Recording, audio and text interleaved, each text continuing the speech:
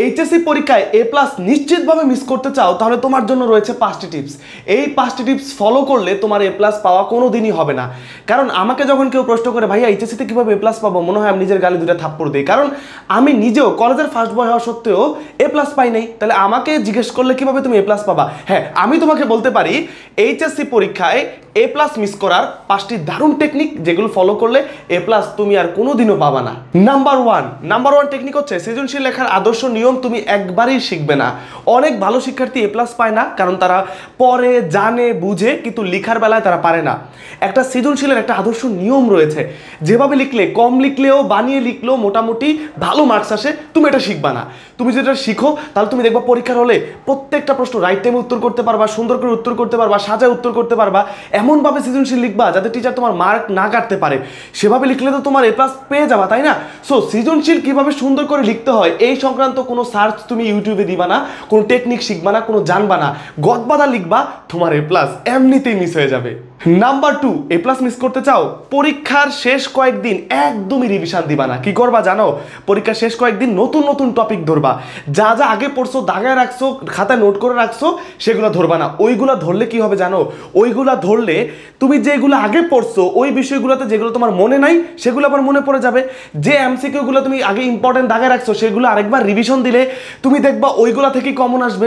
এবং রিভিশন দিতে গিয়ে তুমি দেখবা যে যে বিষয়গুলো তুমি দুর্বল সেগুলোকে আইডেন্টিফাই করতে পারবা। সো রিভিশন থেকে 100 হাত দূরে থাকবা। রিভিশন দিলে বিশ্বাস করো তোমার মার্কস পাওয়ার সম্ভাবনা বেড়ে যাবে। মানে পরীক্ষার হলে প্রশ্ন বুঝতে সহজ হবে। সুতরাং পরীক্ষার শেষ কয়েকদিন একদমই রিভিশন দিবা না, রিভিশন থেকে দূরে থাকবা। নতুন নতুন বিষয় পড়বা, চিল করবা, মজা করবা, রিভিশন কাছে যাবা, এ প্লাস কিন্তু পেয়ে যাবা। সো রিভিশন দেওয়া যাবে না। নাম্বার 3, পরীক্ষার শেষ কয়েকদিন তুমি বইয়ের লাইন টু লাইন ধরে ধরে দাগিয়ে একদমই পড়বে না। কি হয়েছে? সারা বছর বিভিন্ন বই থেকে তুমি কিন্তু গুরুত্বপূর্ণ পয়েন্টগুলো হাইলাইটার পেন দিয়ে দাগিয়ে রেখেছো, ইম্পর্টেন্ট বলে নোট করে রেখেছো যে এইগুলো আসতে পারে, সচরাচর এগুলো বিভিন্ন পরীক্ষায় আসে। তো তুমি এই লাইন টু লাইন দাগানো জিনিসগুলো একটু পড়বা না। এগুলো পড়লে তুমি দেখবে এগুলোই পরীক্ষায় আসবে। তো এগুলো পড়ার কি দরকার? আর তুমি তো এ প্লাস মিস করতে চাও, তাই না? এগুলো কোনোভাবে ধরবা না। বইয়ের দাগানো বিষয়গুলোকে তুমি যত বড় অ্যাভয়েড করো। এগুলো না ধরে কি করবা জানো?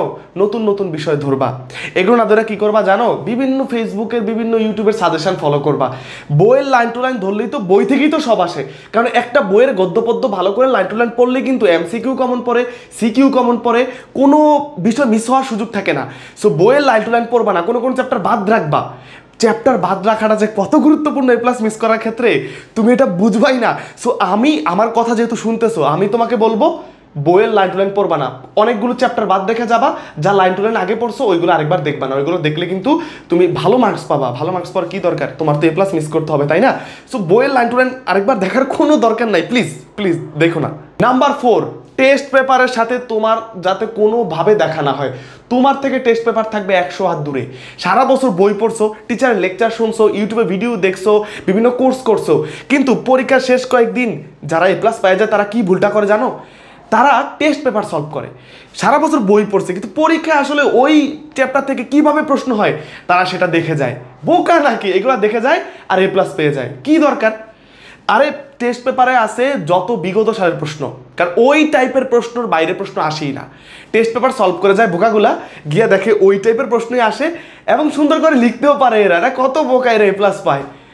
যারা বুদ্ধিমান তারা টেস্ট পেপার থেকে 100 হাত দূরে থাকে। কারণ একটা টেস্ট পেপারে এমসিকিউ থাকে, সিকিউ থাকে, কিভাবে প্রশ্নটা হয়, কত ঘুরায় পেঁচায় হইতে পারে একটা প্রশ্ন, মানে কত সুন্দর করে আবার উত্তরও দেওয়া থাকে টেস্ট পেপারে।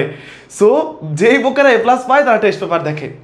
তুমি তো এ প্লাস পেতে চাও না, টেস্ট পেপারের আগে পাশে যাবা না। বই পড়ছো, তুমি কনফিডেন্ট থাকবে, আমি বই পড়ছি, আমি বই জানি, লাইন টু লাইন পড়ছি, যেখান থেকে আসুক লিখতে পারবো, এইরকম একটা কনফিডেন্স রাখবা। টেস্ট পেপার থেকে 100 হাত দূরে থাকবা, দরকার পড়লে 200 হাত দূরে থাকবা। নাম্বার 5, পরীক্ষার আগে রুটিন মাফিক একদমই পড়াশোনা করা যাবে না। পরীক্ষার আগে কি করবা? যে আগামীকাল পড়বো, আবার বলবো আগামীকাল পড়বো, নতুন করে শুরু করবো, এইভাবে পড়বা। কেউ কেউ কি করে জানো? কি বোকা বলা, মানে একটা রুটিন করে দিনে সে 10 ঘন্টা পড়বে। সকালে উঠে সে কি করে? সে সকালে একটা স্লট পড়ে, আবার দুপুরে কয়েকটা সাবজেক্ট পড়ে, রাতে কয়েকটা সাবজেক্ট পড়ে, সকালে দিনে যা যা পড়ছে ওইগুলো রিভিশন দিয়ে সে আবার ঘুমায়। একটা রুটিন করে, আবার পরের দিন সকালে উঠে রাতে যা যা পড়ছে এগুলো আবার রিভিশন দেয়, আবার নতুন পড়া শুরু করে। আবার মাঝে মধ্যে তারা একটা দিনের মধ্যে টেস্ট পেপার কখন সলভ করবে এটা ভাগ করে, মেইন বই কখন পড়বে এটা ভাগ করে, বাংলা কখন পড়বে, আইসিটি কখন পড়বে, ইংলিশ কখন পড়বে এটা ভাগ করে রাখে।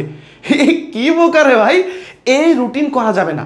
তুমি কি করবা যে একবারে বলবা এই 2 চ্যাপ্টার পড়তাছি, কখনো ফিজিক্স, কখনো ম্যাথ, কখনো ভূগোল, এইভাবে পড়বা, মানে র্যান্ডমলি পড়বা। এতে করে দেখবা তোমার পরীক্ষার হলে গিয়ে তুমি দেখবা যে তোমার অনেক কিছু আসলে কাভার করা হয়নি, শেষ কয়েকদিন তোমার যা প্ল্যান ছিল সেটা তুমি কোনোভাবেই কমপ্লিট হবে না। সো এই বুদ্ধিটা যদি শেষমেশ করতে পারো, তোমার এ প্লাস কোনোভাবেই আসবে না, আর বেশ ভালো হবে, ঠিক আছে? সো এইভাবে তুমি চাইলে কিন্তু এ প্লাস মিস করতে পারবা অনেক সহজে। সো এই 5টা টিপস তুমি ফলো করে রাখো, এই 5টা টিপস তোমাকে খুবই কাজে দেবে। আর দরকার পড়লে এই ভিডিওটা শেয়ার করে রাখো নিজের টাইমলাইনে, পরীক্ষার সময় মাঝে মাঝে এটা দেখবা, নিজের বন্ধুদেরকে দেখাইবা যে কিভাবে এ প্লাস নিশ্চিতভাবে মিস করতে হয়।